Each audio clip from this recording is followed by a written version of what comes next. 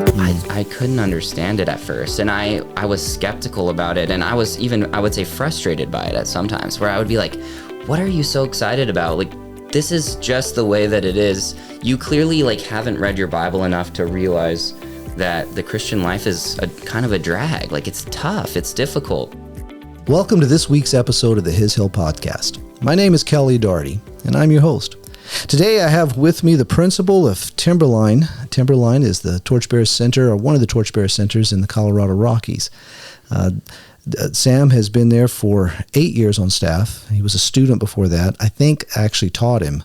You did? Yeah, okay, he's saying yes, I did. And the reason I say that, I think, is only because it's not because Sam is not memorable. It's just that there's so many students every year.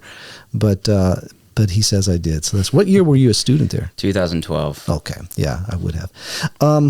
So Sam, thanks for being here. Yeah, it's really awesome to be here. Thanks for having me. I appreciate you giving us the time. Sam is our guest lecturer this week. And for those of you who have never been to His Hil or a Torchbearer Center, and you hear me talk about guest speakers and guest lecturers, maybe you don't know what I'm saying, but they actually come in for the whole week and they lecture. So Sam is teaching our first year students 12 hours. And what book are you teaching? Jeremiah. And then he'll be with our second year students 4 hours. And what are you teaching with him? 2 Timothy. Okay, great. Yeah, good variety. It is, yeah.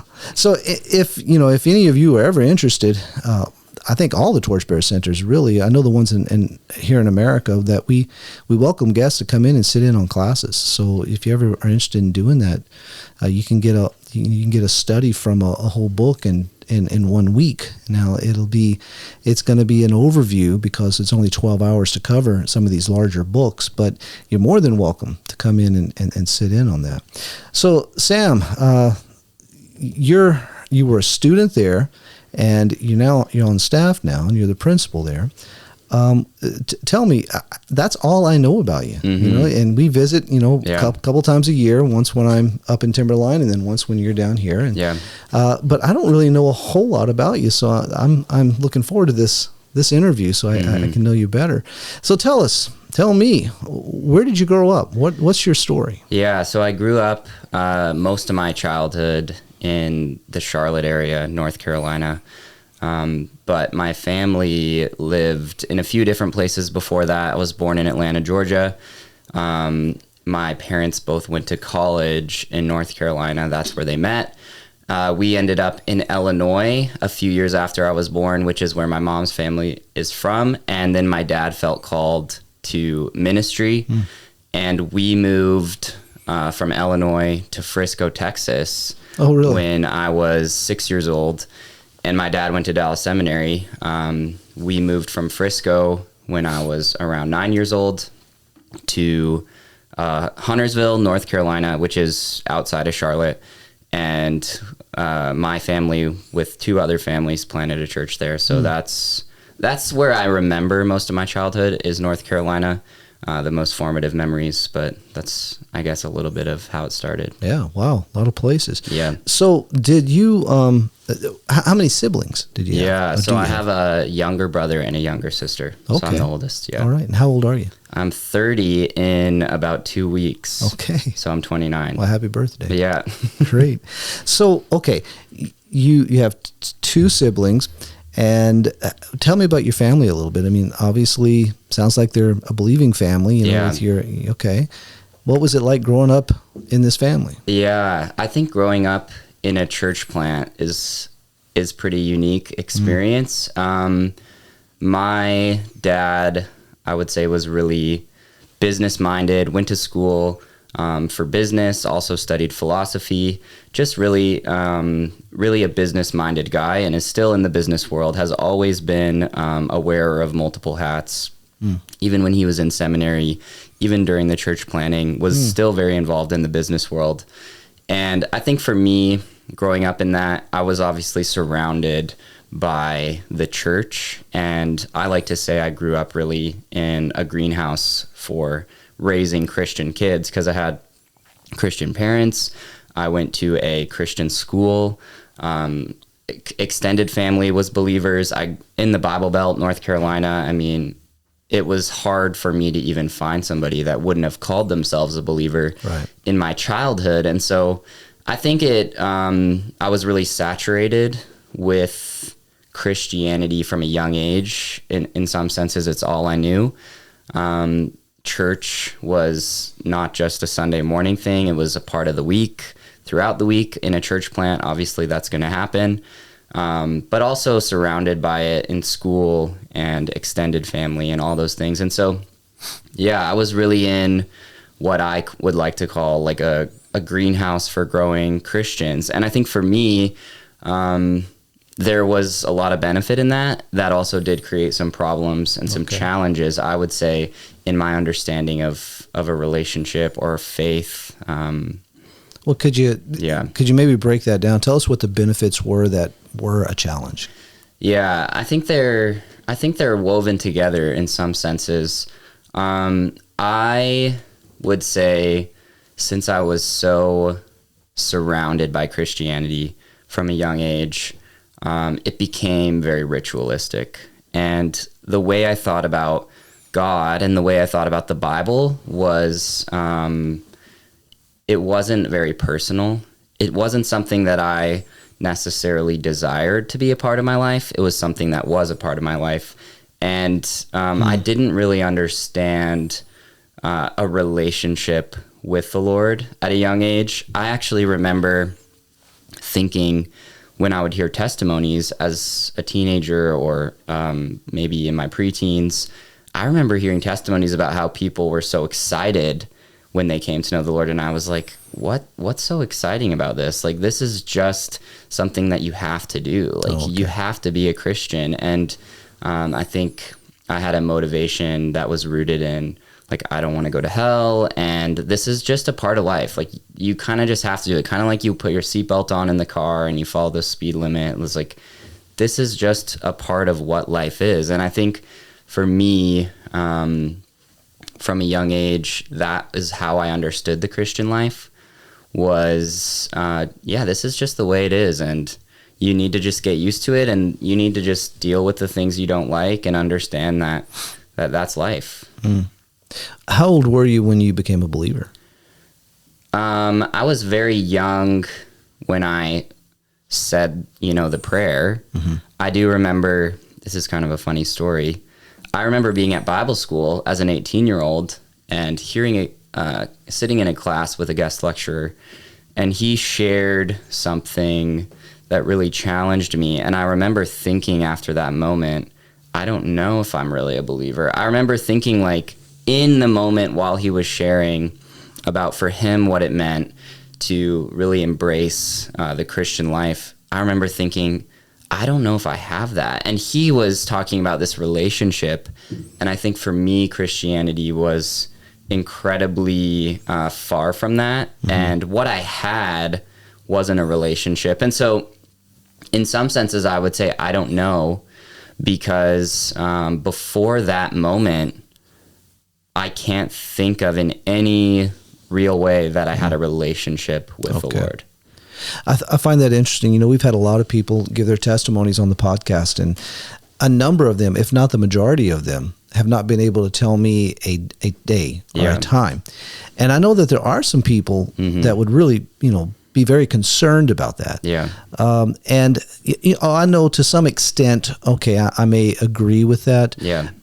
As long I may agree with that if I'm not seeing some kind of fruit in that person's life, and if they're not giving a testimony of the fact that right now where I sit, my faith is in Christ. Yeah. And so, I just, the reason I bring that up is because I know that can be paralyzing to people sometimes, and feel like they, maybe I'm not saved because I can't remember a day. Yeah. And with that, I just want to encourage people, right now, look intently into the mirror. Yeah. And right now, do you trust Jesus with your life? Or do you, that's what the word believe means in John 3:16, to entrust yourself. Yeah. And do you? Yeah. And then, having come to that, then there's what you're talking about now is just like, there's no relationship, that's, we can, so often we can just whittle down salvation as just being, getting my ticket punched for heaven, and then that's all there is to it. Yeah. When Jesus says in John 17:3 that this is eternal life, to know God and know Jesus, and that means to recognize Him. To be in what you're saying, a relationship. Yeah. Now that's the whole idea of recognizing. I like to tell people that there was one time I was sitting in front of the television on a Sunday afternoon watching football, and Arlene hates football. I'm sitting there thinking how neat it would be to have a bowl of popcorn right now. And about 10 minutes from then, without saying a word, a bowl of popcorn appeared in my lap. And, as Arlene put it there, she looked at me and she said, enjoy the football game. And she went off to do her thing. And I looked at her and I said, how did you know? And she's like, what do you mean, how did I know? And she just smiled and walked off. Well, we're in a relationship. Yeah. And we have learned to perceive, to recognize, to know each other. Yeah.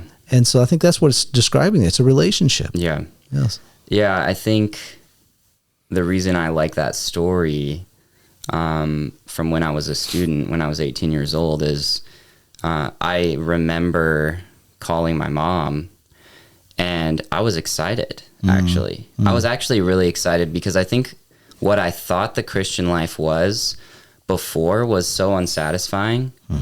And I realized, like, in a short period of time, and it was good news, it was exciting, I was like, what I thought the Christian life was wrong. Like, it wasn't true. It wasn't real. And so I was actually excited that what I thought, like, the point of the Christian life was dissipating. And for me, that was the best thing that could have ever happened, because I looked back and I was like, what I had before, I don't know exactly the moment. I don't know the exact day. I don't know if I was saved before that. I don't know if I was saved when I was a little boy and I said the prayer, like where my heart was at with my relationship. If it certainly felt real as a child, but looking back, the Christian life was really empty. And in that moment, I was like, there's so much life, there's so much hope, there's so much excitement. And I called my mom and I said, Mom, I don't know if I was saved until today. Like, I don't know if I knew what it meant to follow Jesus until this moment. And she was kind of like you were saying, she was like a little bit upset. She was like, oh, what do you mean you weren't saved? Like, you were saved when you were a little boy, like when you were 4 years old. And she was upset, but I was like, Mom, this is good news, because what I'm saying is, like, I get it now. Like, I understand now what the purpose, the point, all of that is about. And so for me, I've had other people tell me that, oh, that's so sad. Like, you looked back and you didn't know. And I was like, no, this is one of the best days of my life, because I actually could look forward and say, I'm excited about the Christian life because I see that what I thought the Christian life was in my past was fraudulent. Like, it wasn't real. It wasn't how we were created to live. And so it was an exciting moment. Sure. Yeah. Yeah. I as you're talking, I'm just reminded of Galatians 3:3. He's talking, we know there he is talking to believers, and because he addresses them as such, but he says, are you so foolish? Having begun by the Spirit, are you now being perfected by the flesh? Yeah. So, whether you were saved and had just kind of, I wouldn't even say backslid, just kind of grown numb, or you had just become saved, the important thing was for you at that moment to realize that now you are to live by the Spirit. Yeah. And that's all the difference in the world. Yeah. Because it's just a few verses before that, we Torchbearers love the one that comes just a little bit before that, Galatians 2:20. It's not I who live, but Christ who lives in me. Yeah. And he goes on and says, by faith. So it's got nothing to do with me. Yeah. So then would you say before you went to Bible school that you were dedicated to Christ? Yeah. I think for me, how I would describe it often is, I genuinely believed in God, and I genuinely believed that the Bible was true, but I was not dedicated. Okay. Because I would say I was actually annoyed. Okay.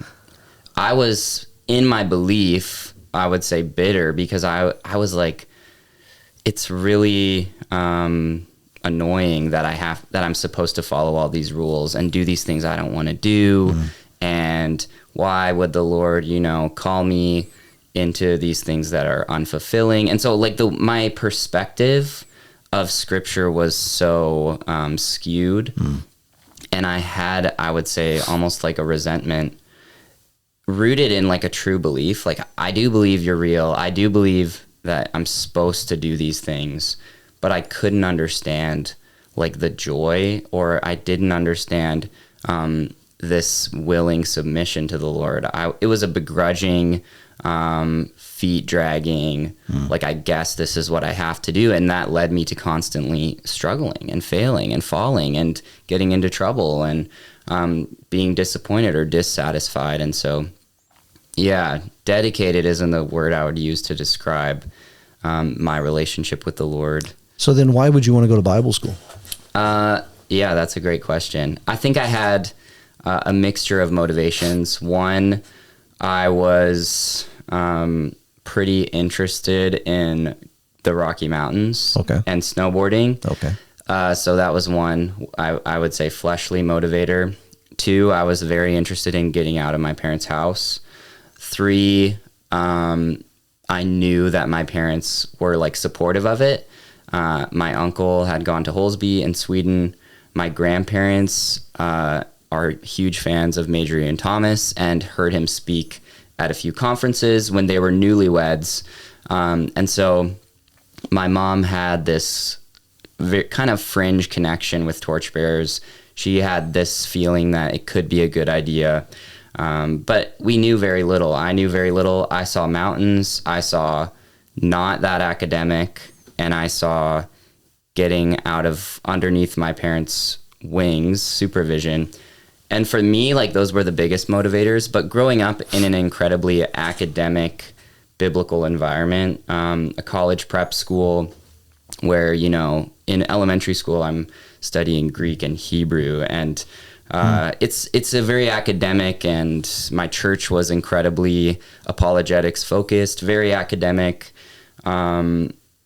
I would say, like, I had a confidence in my biblical knowledge. And so I was like comfortable, and I thought the Bible, like, is an area where I have some ability, like, I have some knowledge. So if I'm going to do these things I enjoy, it won't even be that hard for me, like the other stuff. And so there wasn't a lot of good motivation in there. Like, you'd have to really dig and look for something redeeming in that list. Yeah. Okay. Yeah. So then you was that the only place you considered?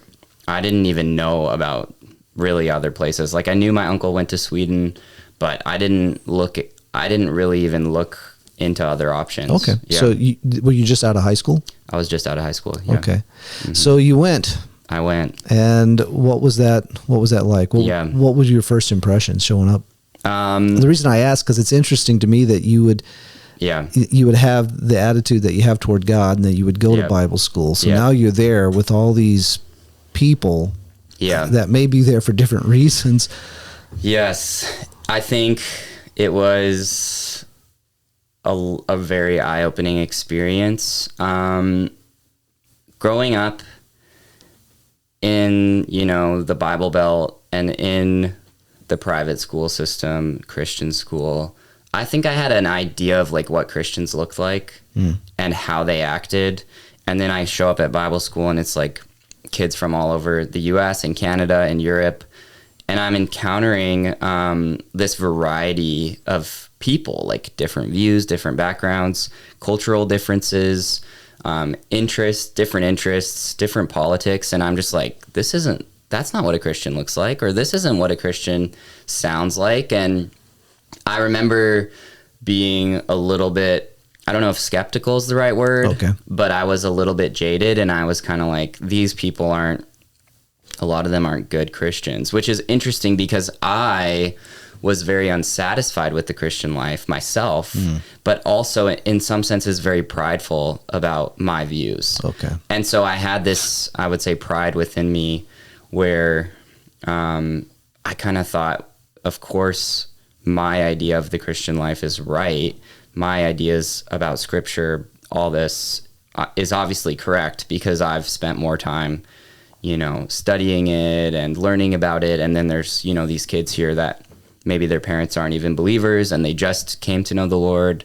and they have very little knowledge, and they don't know what they're talking about. And I remember through that process, also being really, I don't know if upset is the right word, but a mixture of like curious and upset that they seemed a lot happier than me. Oh, wow. And I remember thinking, like, what do they think about the Christian life that's like so great? Because for me, now these are other students that you're talking about? Other students, and I think staff as well. Okay. I started to notice like this joy, and I was like, guys, like the Christian life is kind of a pain in the butt. Like that was what I thought. I was like, it's just what you have to do. Like it's just the duty of being a Christian. And this joy was, I couldn't understand it at first. And I was skeptical about it. And I was even, I would say, frustrated by it at sometimes, where I would be like, what are you so excited about? Like, this is just the way that it is. You clearly like haven't read your Bible enough to realize that the Christian life is a kind of a drag. Like it's tough, it's difficult. And so I would say for me, one of the greatest things that happened when I came to Bible school was to see just a variety of backgrounds. I've told many parents now in my role, when they ask me like, what's the value of, you know, my son or my daughter coming? One thing I often mention is just the cultural diversity within Torchbearers will help push your students out of their comfort zone. Yeah. Ask questions, dig into the word. Yeah. And I started like looking around and asking questions for the first time in my life. And I've said this many times because some people could maybe get the wrong idea that I grew up in some sort of environment where there was no vibrant Christians. It was really, I would say, the fact that I wasn't looking to them at that time. I come to Bible school, and for the first time, perhaps because it's people my age, or perhaps just because it's not my parents. I mean, you see this. Sure. I could imagine how frustrated parents must be sometimes when their kids text them or call them and say what they're learning at Bible school. And they're like, I tried to teach you that for 18 years. And now you sat in some 1 hour class, and now all of a sudden you're like preaching to the choir. Like that didn't click. And I think for me, I did have an incredible parents, and I did have an amazing environment in a lot of ways, but I was just focused on myself. Your heart wasn't where it needed to be. Yeah, my heart was hard, and I would say fairly selfish as a child. And I started looking around at Bible school, and I started asking questions, and I started wondering, what do these people have like that I don't have? Something is like, there's some wires crossed. Either they have some wires crossed, or maybe I have some wires crossed. Okay. And that was the start, really. I can identify with what you're saying, you know, when you show up, and because I came from a very solid Christian family myself. Yeah. And, you know, I thought I had this figured out. And, you know, I remember the first night, you know, in the dorm, just looking around at all these other guys from all over the world and thinking, whoa, you know, there was a very challenging atmosphere. And there was a lot of that, having to think through things. You know, I grew up in a particular denomination, and that's what I knew. Yeah. And, you know, I had to think through, okay, well, here's a whole bunch of people who say they believe in Christ, but they have a different idea on this or a different idea on that. Now, why? Yeah. And it was really profitable for me. It is. I appreciate you bringing that up. So what happened? You know, what particularly happened to make this click? Yeah. Yeah, I think for me, like I said, it started with that looking around and then that willingness to ask questions. And I think to also be exposed within me this reality that looking back, I can kind of say, this is where I was at. In the moment, I think I was in some senses deceived myself.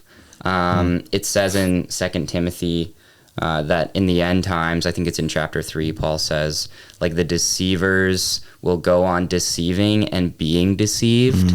And then he compares it to Pharaoh's magicians, which is interesting, something that I talk about in class. But I think I was like also myself deceived in the sense that I had thought that I had an understanding. If you asked me at that time, like, Sam, do you have an authentic faith? I would have said, of course. Like, I believed myself to have arrived in some senses. I thought I did have an understanding of the Christian life. And so that kind of needed to crack. That needed to start to break down. And then I think the pride and that arrogance needed to start to be questioned. And so I had to first dismantle that pride. And I see this regularly every year. Some people maybe refer to it as like when students have masks up when they come. They're kind of hiding their real self.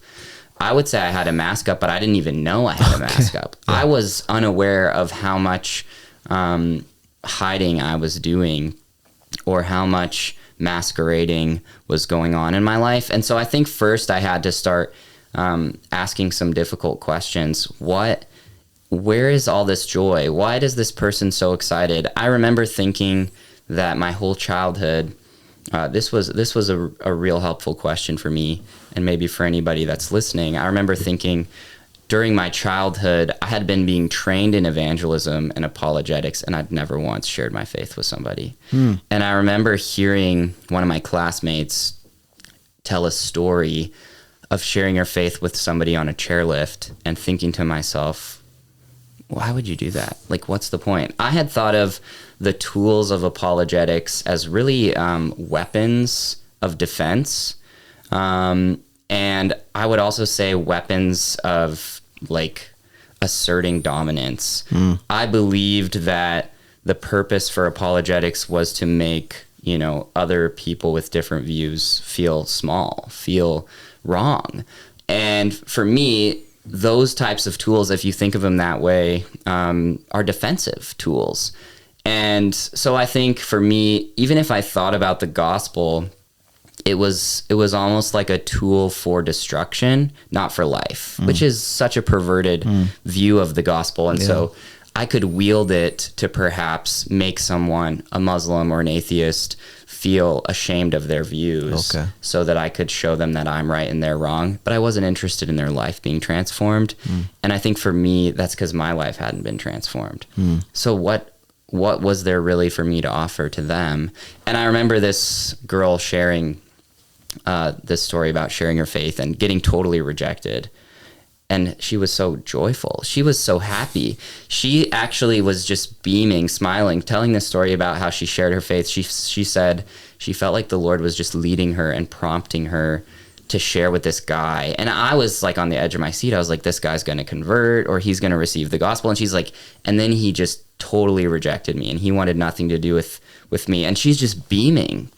And in that moment, I was like, whatever that is that she has, I don't have that. Because I've been more trained than the majority of my classmates. And I've never once, I remember sitting with classmates and they'd be like, man, it's so nerve-wracking to share your faith, or I get so nervous, or I'm scared, like I feel like I should. All these emotions which students commonly feel. Maybe for us, we live by a ski resort, on the chairlift or on the bus or in town or at a coffee shop or on an airplane. And I remember thinking, I'm not nervous to share my faith because I have no interest to share my faith at all. You're not nervous to do something that you know you're not going to do. I was like, I didn't sit on the plane on the way here and think, should I share the gospel with this person? It didn't even cross my mind. And I think for us, any of us, we know that if something means very little to you, you're probably not looking for opportunities to talk about it with random strangers. And for me, the gospel meant very little to me. And I think as I realized that, and as I sat in classes, and as I was steeped in the Word, with maybe for the first time, open ears and a willingness to be wrong and a willingness to listen with hope, instead of just academic knowledge, expanding my knowledge so that I could, win arguments or be right. Really listening. I think the Word started to penetrate my heart and soften my heart. And then I think something that's beautiful about Torchbearers is a major emphasis across the globe in Torchbearers is this emphasis of Christ in you. And I think for me, what I needed to meet was Jesus. And if you spend time with people that Christ dwells within, you spend time with him. Yeah. And as I spent time with him, I started to fall in love with him, and I started to crave to know more about him, and I started to desire a relationship with him.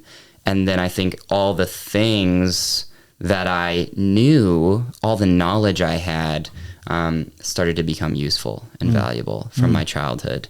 So the tools I received from a child that were meaningless, collecting dust on the shelf, as I started to fall in love with Christ, started to become tools I desired to use in my everyday life. And so I think one way I've often put it when I share my story is that as a child, I was like a computer. Just for this illustration, let's just say every person is like a microchip, and the purpose of parents is to improve this microchip into some useful tool, a computer. And so my childhood, I was constantly being upgraded, and I had I received a lot of blessings. So I had maybe the best keyboard, the best screen, the best hard drive, the best storage. I was like an expensive and valuable and useful tool. And if you looked at me, you'd be like, I like Apple. I'm an Apple person. You'd be like, wow, look at that. That's like a MacBook Pro. That's cutting edge. That's the nicest tool that you could have, because I received so many blessings. But if you opened up the computer to use it, the screen would be black. And if you tried to turn it on, you'd realize that the laptop was dead. And a dead laptop is useless. And so I remember being at Bible school and hanging out with, maybe some calculators, like some people that were brand new in their faith. They didn't have a lot of tools. They didn't have a lot of bells and whistles. They didn't study Greek when they were, in fourth grade, and they didn't, go to apologetics classes in high school, and they didn't have all this training and all this stuff. But a calculator with power is more valuable than a laptop that's dead. And I remember just realizing, wow, like that person barely knows any scripture. That person has a very limited understanding of like theology, but they're vibrant. I'm drawn to them. They're teaching me stuff, but I'm like, why? How could they be teaching me stuff? And so I think the cool thing is that really exposed in me the death within me, that I had no power, that there was no juice. The cool thing, though, and I think the grace of God, is that when you're plugged into the power source, those tools that were useless became useful. And so my upbringing, the training I received, the times talking about theology with my dad, the things I received that I had put on a shelf, all of a sudden were things that were incorporated into my life as I started to fall in love with Christ. And I said, Lord, I want you to use these things for your glory, for your good. And I would say many things now that are a regular part of my job and a regular part of my life were like tools that when I was 18 years old were useless to me. And so it's cool to see how in the Lord's kindness, even though I was stubborn and my heart was hard, he was still willing to say, these things that were invested in you before, I can still use now, for my glory and for my good. And so as you're plugged into the power source and those tools become available for the Lord to use, it makes all the difference. Yeah. That's really well said. I can remember coming as a student and sitting in those classes. And actually before that, I remember sitting as a boy at church, Major Thomas preaching in our church. And I remember sitting there thinking, this is really good, but I don't know why. I mean, he's talking about the same God, same Jesus, reading from the same Bible. Yeah. Came to His Hil as a camper, said the same thing, sitting in chapel, listening to the speaker and saying, why is this so good? Coming to Bible school, same thing. And you really, looking back on it, I think what I was just so taken back by is though I had so many of the facts, I did not realize, and you kind of feel like once you've got the fact, that's it. Yeah. But you don't realize how deep the facts go. Mm-hmm. And then you realize the facts are actually living. Yeah.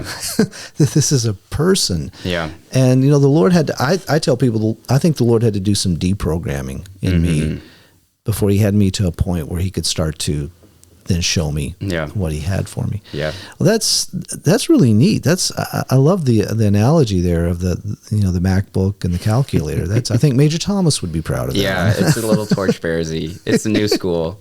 Yeah, it is. It's the new school. Yeah.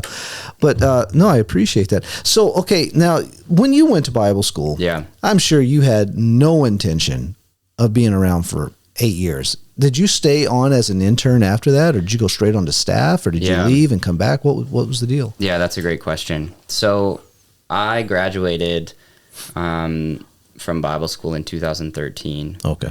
And when I left Timberline, I knew by the time I left that I wanted to be in full-time ministry. Okay. So that was a change. Obviously, you just heard my story. That was not on my radar. That's a big deal. Before Bible school, I wasn't really sure what I was going to do. I thought maybe I'd be a paramedic or something, but ministry was not even close to being on my radar. I left Bible school and I started a church internship in North Carolina in the church that I grew up in. Okay. And for me, that was a very formative time in my life. I had a lot to say. I was so excited to go back and share about what happened in my life. I was like, I grew up in this church since I was, younger than 10 years old. 10 years. And this didn't click for me. Like, I didn't get it. And so I was so excited to go back and just share with the youth group and just serve and be involved in ministry. And so I got an internship at my church. I was 19 years old. I was dating my now wife, who we met at Bible school. Okay. Classic Torchbearers. Yeah. She's Canadian. I'm American. There's a lot of stereotypes in there. But yeah, we were dating. I was in my church internship. 2 weeks after my internship started, and my church is fairly large. It's around 1,000 people. So, I mean, for North Carolina, that's like pretty normal, actually. But I go back to my church, and the youth pastor left after 2 weeks into my internship to be a head pastor of a different church. And so I was 19 years old. There's over 100 kids in the middle school and high school youth program. And the family pastor and the head pastor and the executive pastor, there's a lot of pastors at my church. So your dad's not part of the... My dad was an elder. Okay, he's an elder now. Uh-huh. Okay. They said, like, Sam, can you kind of just help us transition to the new youth pastor in the meantime and kind of just help pick up some of the slack? Because now there's a lot of slack. And my internship was supposed to be interdepartmental. So, like, sometime with the teaching pastor, sometime with the family pastor, sometimes with the executive pastor throughout the week, a few hours here and there, sometime in the youth program. But it ended up being fully youth because that's where the greatest need was. And it was a 6-month internship, and they did not hire a youth pastor while I was there. And I was 19 years old. Oh, wow. And so it was kind of a baptism by fire. It's not that they weren't looking or they didn't care, but I think what they realized and what I realized was that I loved it, and I was preaching as a 19-year-old. This was the first time in my life that I was teaching. And I was preaching every Wednesday and twice on Sunday, and I was so raw, and I was so excited, but I was so inexperienced and untrained. And the family pastor, he really took me under his wing, and he just mentored me. Okay. And he was actually the first person that told me, I think that you have the gift of teaching. And And he told me that in the same conversation, I think, where he had mentioned like a lot of things I didn't do well in a message. And so he was really training me up. Okay. And I was teaching, I was hanging out with the kids, I was loving it. And I think for me, many of my passions were confirmed in that time. And at the end of my internship, they offered me a position at the church, and they said, we'd love to send you through school. We talked through kind of like a 10-year plan, and they were like, you know, Bible college, seminary, a few years at Life. That's the name of my church. And I was 19 and I was dating Laura at this time. I think we might have just gotten engaged. And I said no. I wasn't sure if I was ready to commit to a 10-year plan. Mm-hmm. And I wasn't sure if that's where I was supposed to be. So I said no.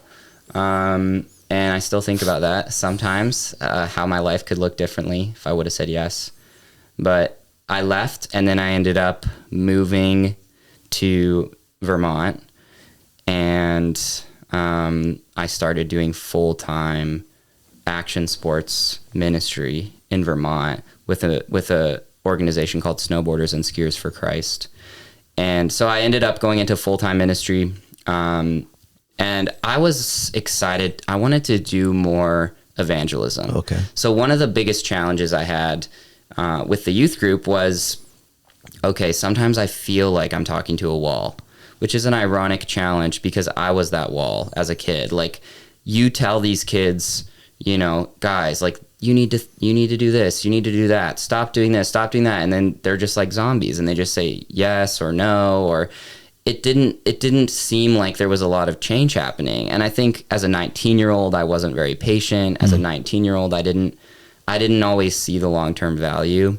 And I was like, I want to see like life change. I want to see real transformation. And I was passionate, and I was just fired up about the gospel.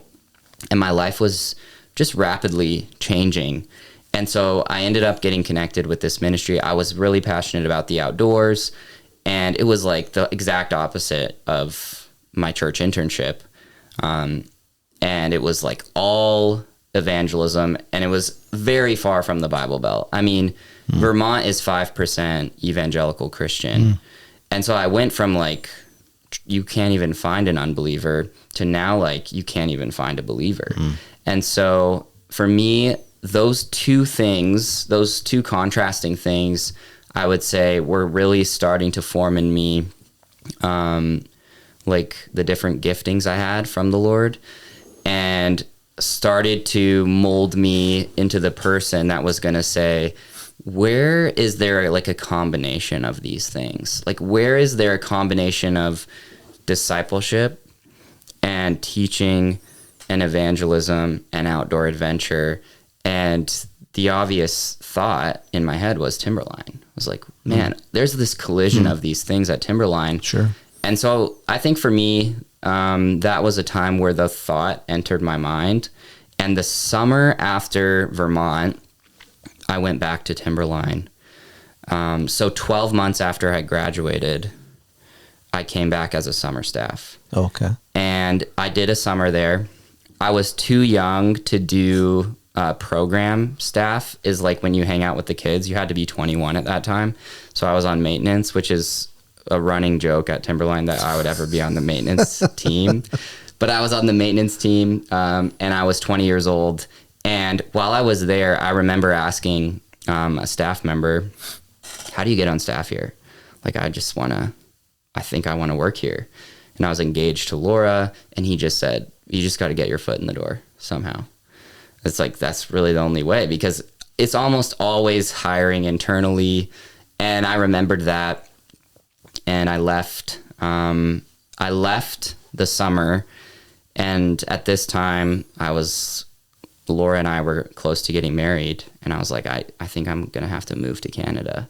So I moved to Canada, and my wife is from Winnipeg, and I started going to college. I went to Providence University, which is outside of Winnipeg, small Bible college.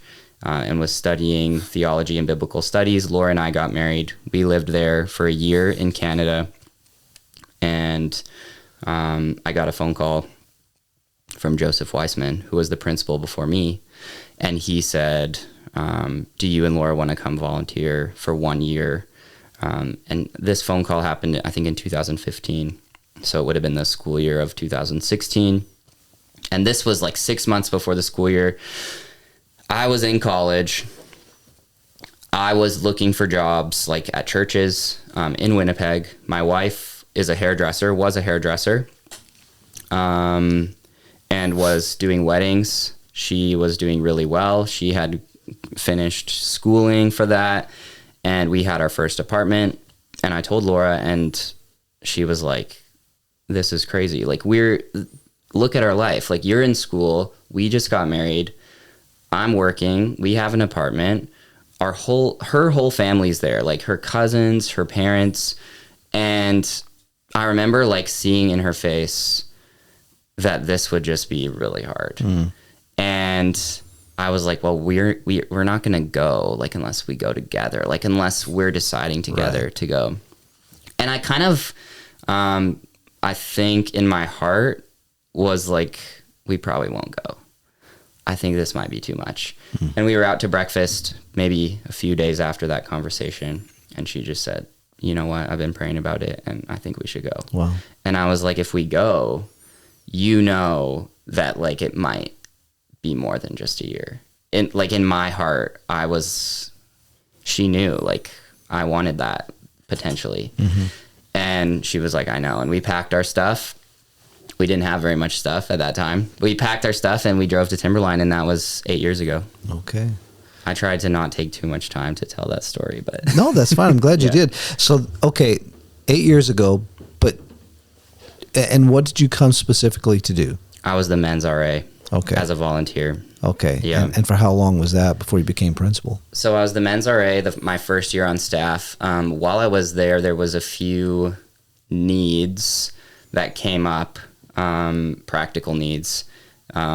We had this big fundraiser campaign because our sewage plant had to be, this was in, I think, 2016. Our sewage plant was like out of code, and we had to build a new sewage plant or else like we were going to get shut down. And it was a huge deal for Timberline, and nobody really had a lot of tech knowledge.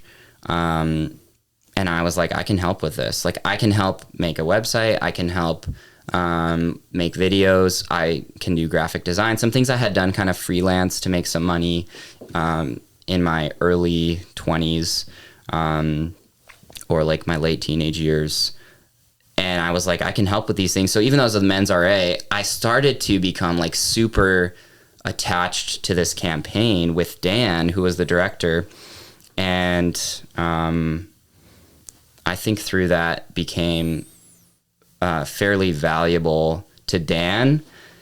And I think he saw that there was like this need to have somebody around that could fit some of these unique needs. And so basically they were like, Sam, we don't really have a job for you. This was when it was coming to the end of my volunteer year. They were like, we don't exactly have a job that we think is like a perfect fit for you, but we want to keep you around. And so what if we do like a hybrid? So the registrar had just gotten married and left at the end of the school year. They were like, what if you stay in the Bible school with Joseph? So as the RA, I was in the Bible school, and you help with registrar. While in the meantime, since we need a new registrar, and also do kind of like a communications job. So marketing, videography, photography. So it's kind of a hybrid. And they basically were like, we don't think that you would actually be that good of a registrar, which was true. But we want you here. We want you here. So can we just try this out? And so I did that for 2 years, I think. And then they were like, we want you to stay full time. We want you to stay and do communications. And we'll hire a registrar because we know that that's not in your gifting. but it was like this double-edged sword because the registrar part of my job was the part that kept me in the Bible school. And so I knew that they should hire a registrar, but I was also like, even though this part of my job I'm maybe the least gifted at, it like attaches me to the thing that I'm the most passionate about, which is the students and which is discipleship.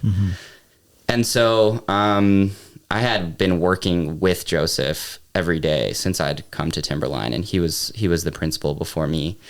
And I told Dan, they said, we want to give you like a 5-year contract for communications manager, a new role, and we'll hire a registrar.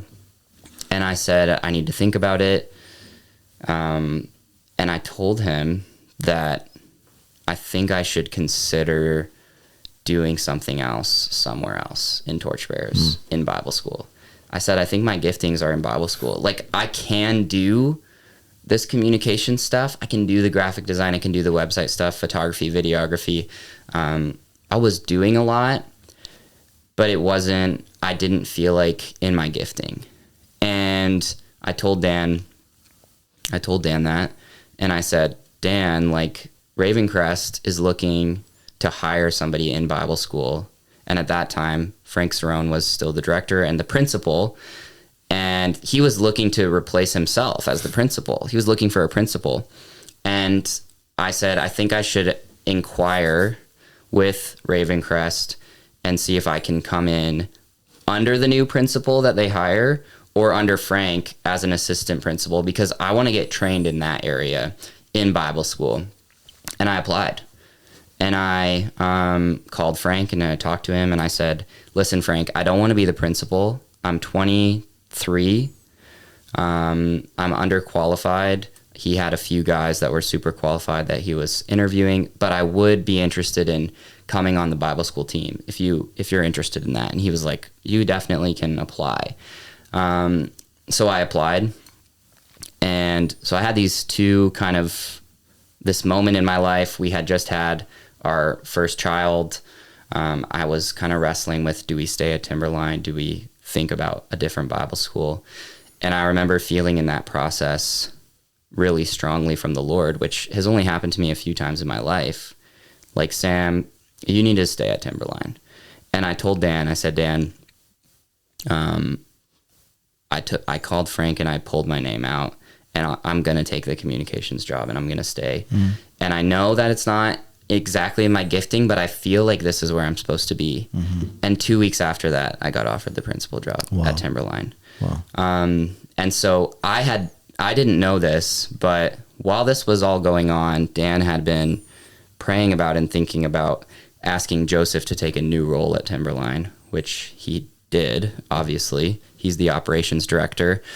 He's now the assistant director, and stepped into what I would say is like running the day-to-day of Timberline, facilities, hospitality, kitchen, everything that makes Timberline go. And that was the area where I would say Timberline had the greatest need. And we were struggling in that area for years. And Joseph is incredibly gifted at organizing and managing people. And that area contains the most staff. And so Dan asked Joseph to step into that. And then they offered me the principal role. And I told them that you guys are crazy. I'm 23. I dropped out of college to come volunteer here.